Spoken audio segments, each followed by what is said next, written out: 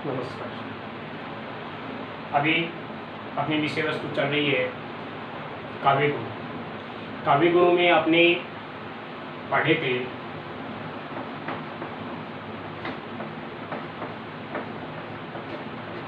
काव्य गुण का सामान्य परिचय पढ़ा और विद्वानों के द्वारा किस विद्वान ने कितने काव्य गुण बताए हैं उनके बारे में भी आपने अध्ययन किया तथा प्रसाद गुण के बारे में आपने जाना। अब अपन दूसरा काव्य गुण पढ़ रहे हैं माधुर्य गुण। माधुर्य से पहले अपन ओज गुण ले लेते हैं। दूसरा गुण है ओज गुण।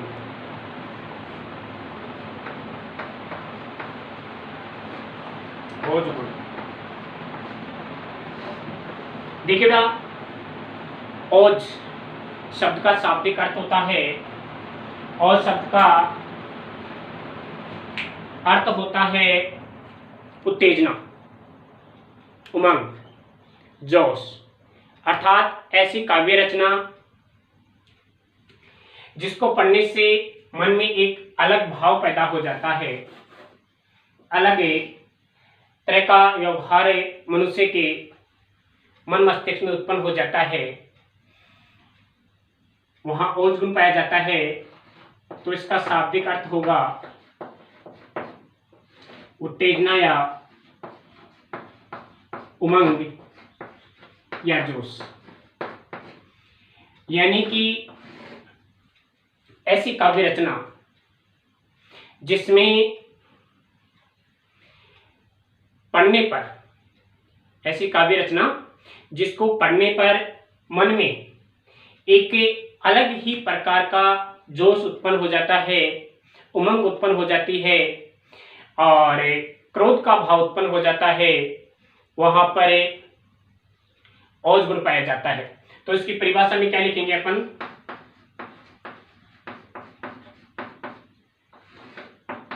ऐसी काव्य रचना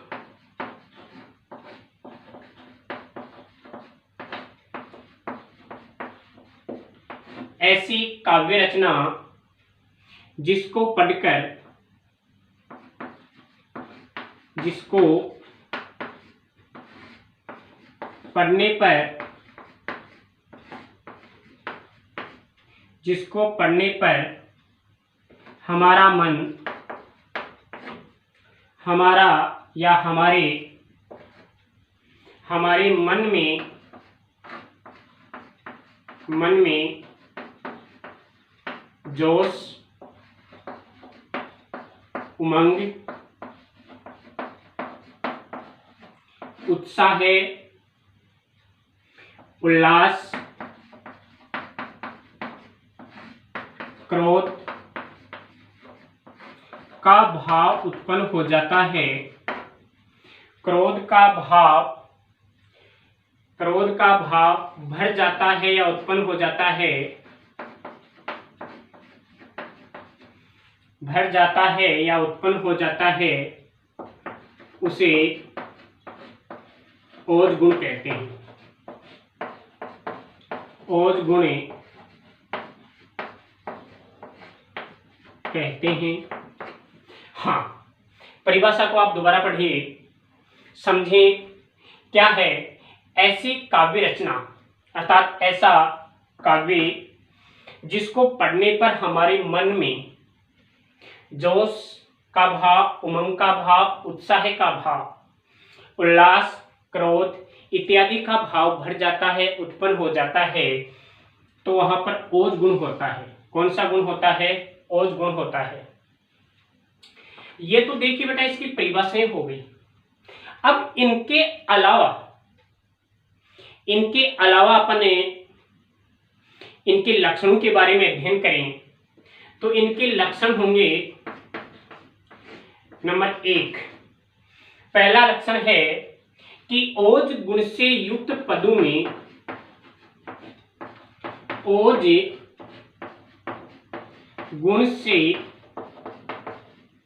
युक्त पदों में, ओज गुण से युक्त पदों में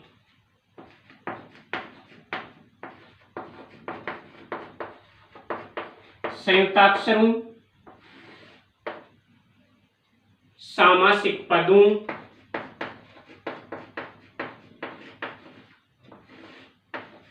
सामासिक पदों,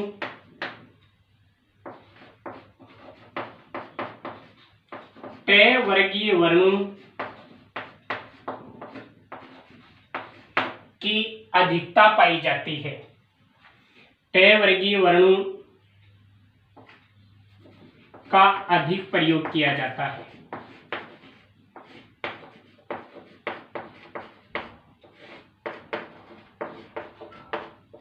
अधिक प्रयोग किया। तो देखिए पहला लक्षण क्या है, यानी कि संयुक्ताक्षर, यानी दो वर्णों से जो मिलकर के बना हुआ अक्षर जो होता है, जैसे क्ष है, त्र है, गे है, श्रे है, प्रे है, ये जो वर्ण होते हैं संयुक्ताक्षर होते हैं। तो इन वर्णों का कम से कम प्रयोग किया जाना चाहिए शब्दों में। दूसरा, वीर, रौद्र, वीर, रौद्र, विभत्स, भयानक,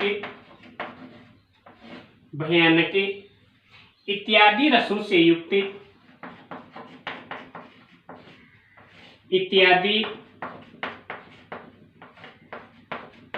रसों से युक्त पदों में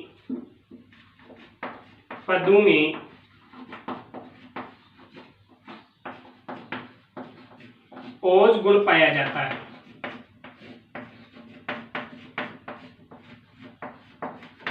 ओज गुण पाया जाता है। और तीसरा इसका लक्षण है कि इस गुण का, कौन सा गुण, ओज गुण, ओज गुण का संबंध जो होता है वो एक रीतियां भी होती हैं बेटा। जैसे काव्य में आप काव्य गुण पढ़ेंगे, इसके बाद काव्य दोष पढ़ेंगे, और एक काव्य रीतियां भी होती हैं। रीतियां भी 3 ही होती हैं। तो इस गुण का संबंध, इस गुण का संबंध गौड़ी रीति से होता है। काव्य रीतियां होती हैं गौड़ी रीति से होता है। तो ये 3 इसके लक्षण पाए जाते हैं। आप दोबारा से देख लीजिए कि ऐसी काव्य रचना जिसको पढ़ने पर हमारे मन में जोश, उमंग, उत्साह, उल्लास, क्रोध का भाव भर जाता है, उसे ही ओज गुण कहते हैं। आप देखें कि ओज गुण से युक्त जो रचनाएं होती हैं, ओज गुण से युक्त जो पद होते हैं, उनमें एक तो संयुक्ताक्षर नहीं होते, संयुक्ताक्षरों की अधिकता होती है। दूसरा, सामासिक पद, यानी जो समास विग्रह वाले जो पद होते हैं, और एक टय वर्गीय वर्ण, टय, ठय, डय, ढय, अण, विशेष रूप से इसमें भी होते हैं डय और ढय। इन वर्णों का अधिक प्रयोग किया जाता है, तो वहां पर क्या होता है, ओज काव्य गुण होता है। इसके बाद दूसरा इसका जो लक्षण है वो है कि यह जो काव्य गुण होता है वो वीर रस, रौद्र रस, विभत्स रस और भयानक रस इत्यादि रसों से युक्त जो रचनाएं होते हैं, जो पद होते हैं, उनमें ओज गुण पाया जाता है। और लास्ट में है कि यह जो गुण है, यह गुण गौड़ी रीति से युक्त रचनाओं में भी पाया जाता है। तो ये इसके लक्षण हो गए। अब आप इसके उदाहरण देखेंगे। उदाहरणों में क्या है, एक दो उदाहरण देखते हैं।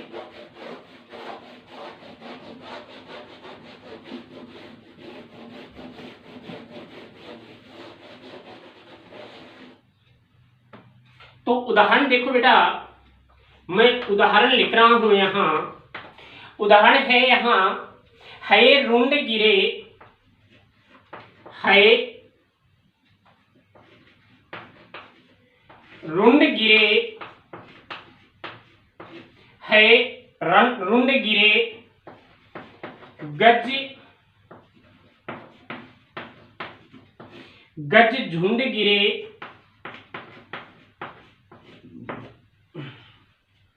कट कट अवनी पर सुंड गिरे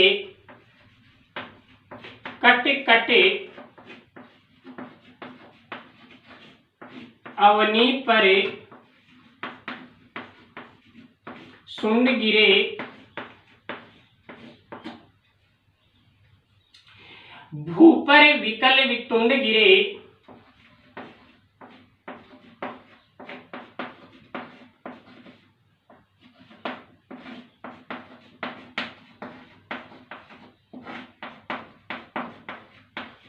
वितुंड गिरे लड़ते लड़ते अरे झुंड गिरे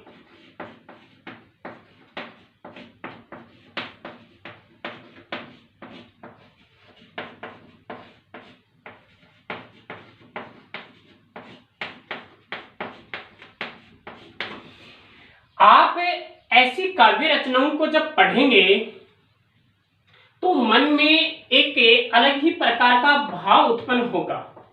बेटा ये जो काव्य रचना है आप पढ़ करके बताना कि ये कौन से समय का दृश्य है रुंड गिरे, है होता है घोड़ा, रुंड यानी से, गज यानी हाथी के झुंड गिरे, कट कट अवनी पर सुंड गिरे कि इन हाथियों के और इन घोड़ों के युद्ध भूमि में कट कट कर धरती पर सुंड गिर रहे हैं। भूपर विकल वितुंड गिरे और भूपर यानी धरा पर बेचैन लोग गिर पड़े हैं। लड़ते लड़ते अरे झुंड गिरे और युद्ध भूमि में लड़ते हुए शत्रुओं के झुंडे गिर रहे हैं। तो यहां देखिएगा ये युद्ध भूमि का दृश्य है, ये युद्ध भूमि का दृश्य है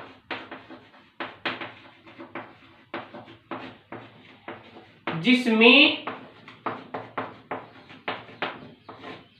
शत्रु पक्ष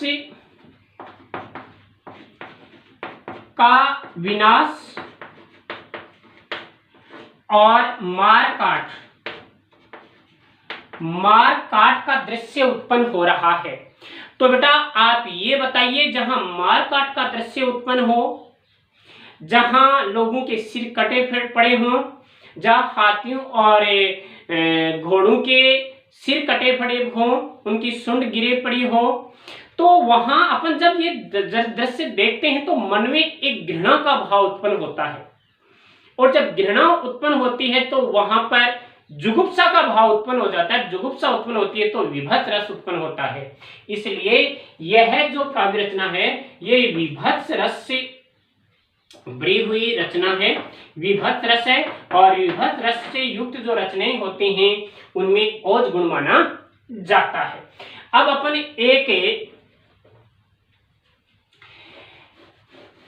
एक पंक्ति एक पद और पढ़ते हैं। उदाहरण है यहां, उदाहरण क्या है? उदाहरण है कहीं हाड़ पड़ो, कहीं हाड़ पड़ो, कहीं हाड़ पड़ो, कहीं हाड़ पड़ो, कहीं जरियो अध जरियो मांस, कहीं हाड़ पड़ो, कहीं जरियो अध जरियो मांस। तो अब बताओ यहां कौन सा भाव उत्पन्न होगा? ये कौन से रस से युक्त काव्य पंक्ति है? कहीं पर हड्डियां कटी पड़ी हैं, कहीं पर जला हुआ बिखरा हुआ मांस है, तो वहां पर भी कौन सा भाव उत्पन्न होगा? यही दृश्य का भाव उत्पन्न होता है, विभत्स रस का भाव उत्पन्न होता है, इसलिए ओज गुण है। चलो अपन एक वीर रस से युक्त पद पढ़ते हैं और उसमें देखते हैं, उदाहरण है, सच पूछो तो सच पूछो तो सच पूछो तो सर में ही सच पूछो तो सर में ही बसती है दीप्ति विनय की,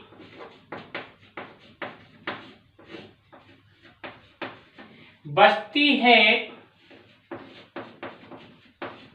दीप्ति विनय की, संधि वचन संपूज्य उसी का, संधि वचन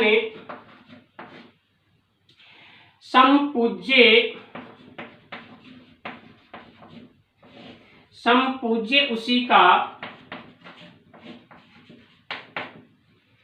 जिसमें शक्ति विजय की,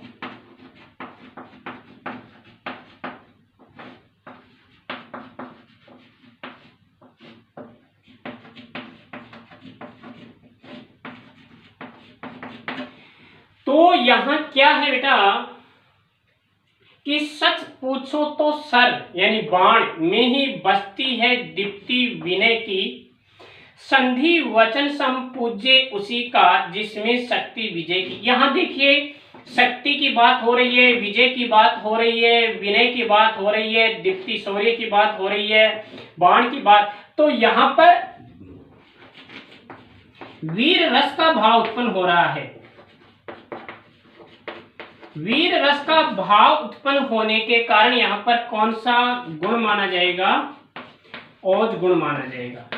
तो बेटा आपने प्रसाद गुण देखा कि प्रसाद गुण कहां होता है, यानी जहां पर ऐसे सरल शब्दों का प्रयोग कर दिया जाता है कि एक सामान्य बुद्धि का पाठक भी उसका आसानी से अर्थ ग्रहण कर लेता है। तो वहां पर तो क्या होता है? प्रसाद गुण होता है। और ओज गुण कहां होता है? जहां ऐसी काव्य रचना प्रकट होती है कि उसको पढ़ने पर हमारे मन में, हमारे मस्तिष्क में उमंग, उत्साह, जोश, वीरता का भाव, भय का भाव, घृणा का भाव उत्पन्न हो जाता है और सामासिक पदों, संयुक्ताक्षरों और इनका प्रयोग कर दिया जाता है, तय वर्गीय वर्णों का प्रयोग कर दिया जाता है। तो वहां पर क्या होता है? ओज गुण माना जाता है। अब आगे तीसरा गुण पढ़ते हैं अपन, माधुर्य गुण। तीसरा गुण पढ़ते हैं माधुर्य गुण।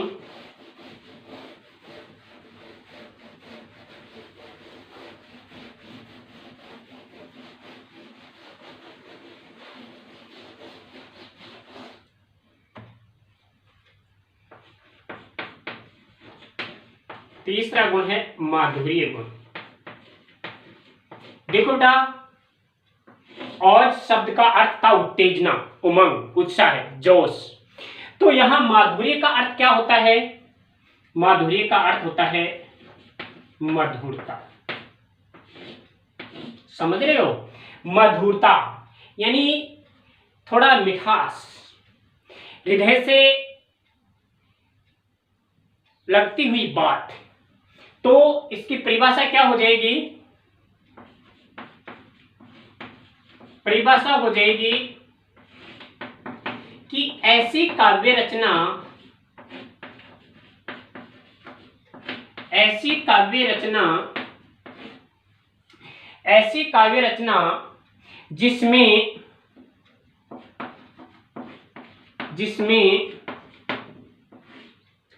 पाठक व श्रोता, पाठक पढ़ने वाला, श्रोता सुनने वाला, श्रोता का मन द्रवित हो जाता है,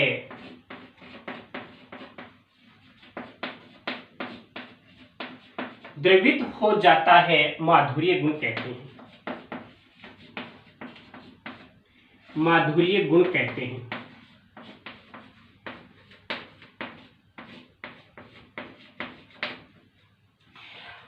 यानी कि ऐसी काव्य रचना जिसको पढ़ने पर पाठक व श्रोता का मन प्रसन्न हो जाता है, उल्सित हो जाता है और उसे बहुत प्रिय लगती है, तो वह रचना माधुर्य गुण से युक्त रचना मानी जाती है। अब जिस प्रकार से आपने ओज गुण के लक्षण पढ़े थे, उसी प्रकार से माधुर्य गुण के भी अपन लक्षण पढ़ रहे हैं कि उनमें पहचान के क्या क्या तरीके हैं। देखिए बेटा, इसमें क्या होता है कि श्रृंगार, हास्य,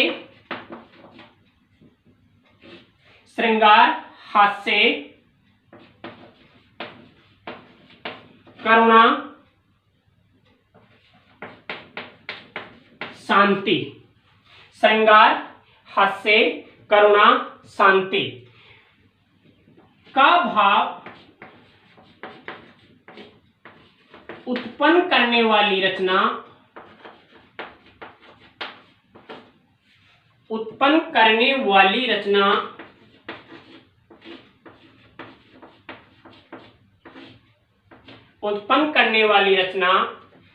माधुर्य गुण से युक्त होती है।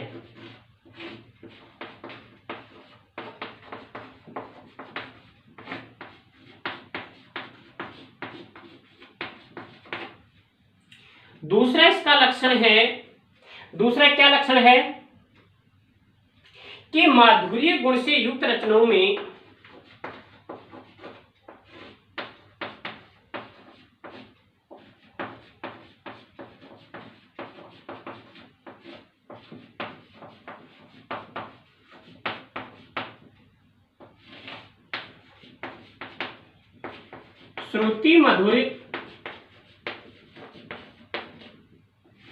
श्रुति मधुर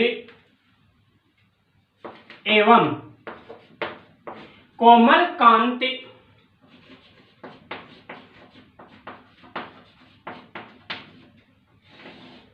वर्णों का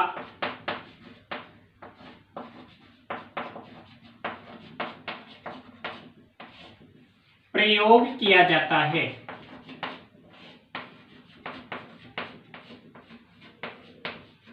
कोमल कांत वर्णों का प्रयोग किया जाता है, यानी कि ऐसा काव्य जिसको पढ़ने से हमारे कानों में शांति प्रकट हो, यानी बहुत अच्छी लगे, और ऐसे शब्द जो पढ़ने में बहुत ही आसान हो, उनका प्रयोग किया जाता है। तो वहां पर भी कौन सा पाया जाता है? माधुर्य गुण पाया जाता है। अब इसमें क्या होता है, अर्थात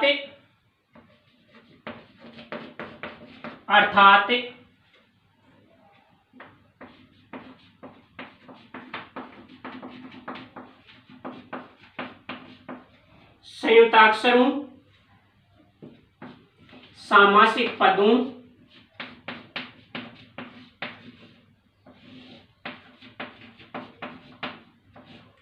व टय वर्गीय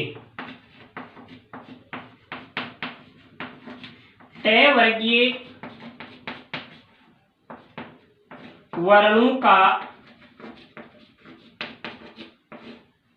अभाव पाया जाता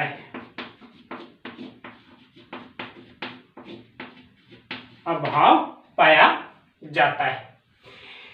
देखिए, श्रृंगार रस, हास्य रस, करुण रस और शांत रस, यानी ऐसी काव्य रचना जिसमें श्रृंगार रस, हास्य रस, करुण रस और शांत रस का भाव उत्पन्न होता है, तो वहां माधुर्य गुण। अब इसके अलावा दूसरा जो इसका लक्षण पहचान है वो यह है कि इसको पढ़ने पर श्रुति मधुर, यानी बहुत ही कोमल और सुनने में अच्छे लगने वाले शब्दों का प्रयोग किया जाता है। यानी कि इसमें न तो संयुक्ताक्षर पाए जाते हैं, न ही सामासिक पदों की बहुलता होती है, न ही तय वर्गीय वर्णों का प्रयोग किया जाता है, यानी इनकी कमी पाई जाती है, तो वहां भी माधुर्य गुण पाया जाता है। जिस प्रकार से औज गुण में गौड़ी रीति थी, उस प्रकार से इसमें वैधर्भी रीति का प्रयोग किया जाता है। कौन सी रीति का? वैधर्भी रीति से युक्त, वैधर्भी रीति से युक्त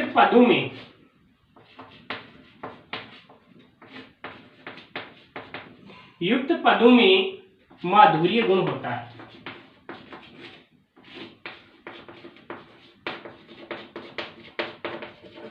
देखिए ओज गुण की रचनाओं में तो ओज गुण की रचनाओं में वीर, रौद्र, भयानक और विभत्स रस पाए जाते हैं। माधुर्य गुण की रचनाओं में श्रृंगार, हास्य, करुण और शांत रस का भाव उत्पन्न होता है। ओज गुण की रचनाओं में गौड़ी रीति युक्त पद पाए जाते हैं और माधुर्य गुण की रचनाओं में वैधर्भी रीति से युक्त पद पाए जाते हैं। तो ये थे इसके सामान्य नियम। अब अपन इनके उदाहरण पढ़ रहे हैं। माधुर्य गुण के उदाहरण देखते हैं कि किस प्रकार से इनमें पदों का प्रयोग किया जाता है, शब्दों का इसमें प्रयोग किया जाता है। तो पढ़े अपन कि सघन कुंज उदाहरण है। सघन कुंज छाया सुखद,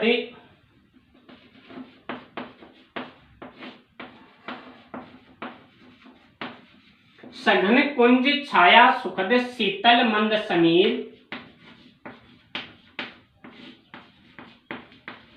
शीतल मंद समीर, मन हवे जात अजो वहे, मन हवे जात, मन हवे जात अजो वहे,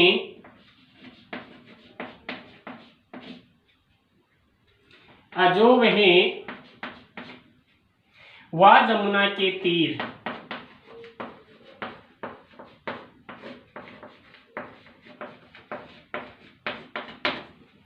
तो बताइए यहां पर कैसा भाव उत्पन्न हो रहा है? सघन कुंज छाया सुगध, यानी घने तो कुंज हैं, यानी लताओं से गिरे हुए भूभाग, छाया भी बड़ी सुखदाई है और समीर यानी हवा भी बड़ी शीतल और मंद चल रही है।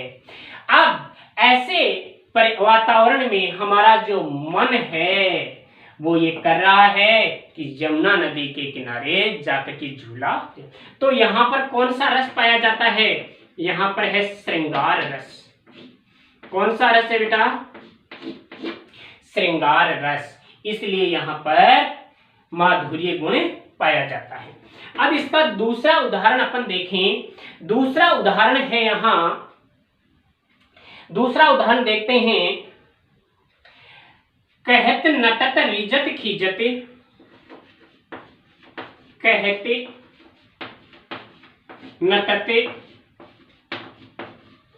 रिजते खीजते, मिलत खिलत लजियात, मिलते खिलते, मिलत खिलत लजियात, बहे भुवन में करत है, बहे भुवन में करत है,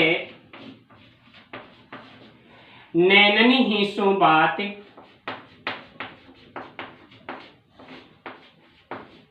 नैननी ही सो बात।